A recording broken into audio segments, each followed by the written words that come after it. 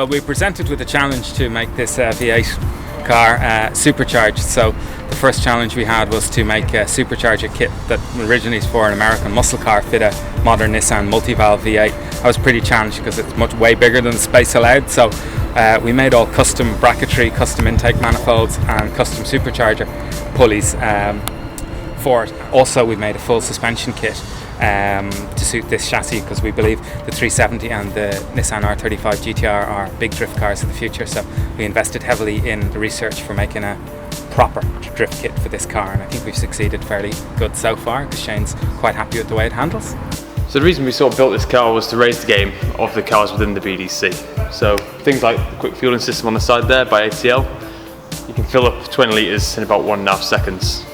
Air jacks as well, so in the BDC you get a 5-minute rule, so you've got to change your wheels and tyres as much as possible. For us with a 4-car team, that's massively important. If all cars come in at the same time, you've got to get the cars as quickly as possible. So having a car with air jacks and quick fuel gets this one out of the way in about 30 seconds. Brilliant and done. The other way we've raised the game is we spent about 3 months on chassis prep alone. So a lot of cars in the BDC, chassis not forgotten about, but not as much work's gone into it as say the engine or the drivetrain. But making the chassis rigid gives for a much better handling car, a much stronger car, more reliable car. So we spent time with it, getting acid dips to get rid of excess weight from soundproofing, seam welded to increase strength, seam sealed to waterproof it again, and our cage is welded into the chassis at about 3 points on either side. Just gets the strength we need, especially when you've got that much torque.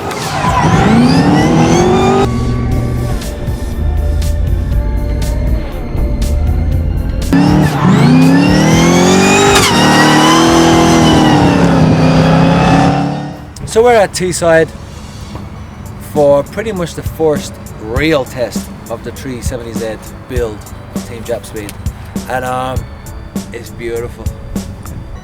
It's absolutely beautiful. Like, when you build a new car, you always expect not the worst, but it possibly can become a thing where you just have a world of development that you never expected. And in faith, I left the boys to it, and Team Japspeed, they said, right, we're going to build this 370Z and it's going to be amazing. I drove it today and it's amazing. It really is.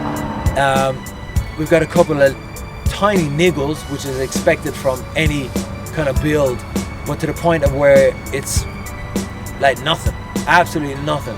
It's the best car I've ever driven. I am driving race cars, drift cars, and all sorts of cars since kind of 1998, and this car is just unbelievable. I think the kind of engineering that goes into what drifting is today. When I remember kind of 8 years ago getting into a drift car, a bog standard R32 Skyline, let's call it a $5,000, and that was a competition car. Now, that girl up there, a 370Z Nissan, but it's an animal, man. All we're trying to do is tame the beast. That's all we're trying to do. It's got so much madness in it. We're trying to wind her back just to say, yo, calm down. The car is unbelievable. I'm so excited. I'm so happy.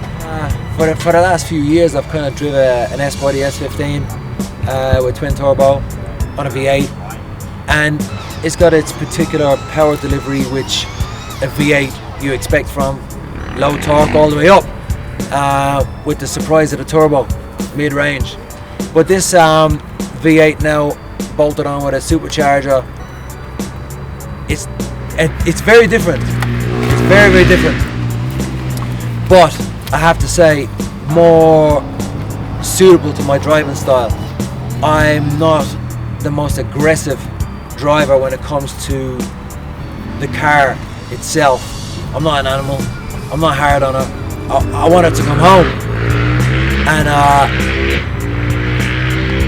this supercharger is kind of giving me the ability to be able to stick it in any gear.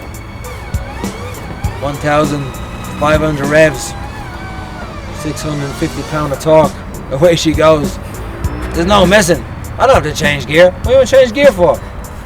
That only causes like more things to do in the car. Why do you want to do that? That's exactly why I built her. She's perfect. I think the future of drifting for me as a person is all about enjoying it. Back in early 2000s in British GTs, I lost the love of racing because it got so serious. I don't ever want drifting to get to there. However, it's already there and beyond. But there's something about when you get out of a drift car, get into a drift car, you nail a run. It blows your mind. It's so awesome that you just get out smiling. It's the most fantastic thing that any motorsport enthusiast can ever possibly do. We have taken the best drivers from around the world, from Formula 1 to touring car. We've sat them in drift cars and they've just shook their head and couldn't believe what the car was doing. And that's what drifting is all about. It's the extreme of motorsport. So, in the past, without a doubt, I've done a lot of motor racing. And I want to take this car to another level. For the first time in my life, I want to do 200 miles an hour. I don't know if it's actually going to do it. It might. But this year, for the first time in my life, I want to take that Nissan 370Z over 200 miles an hour.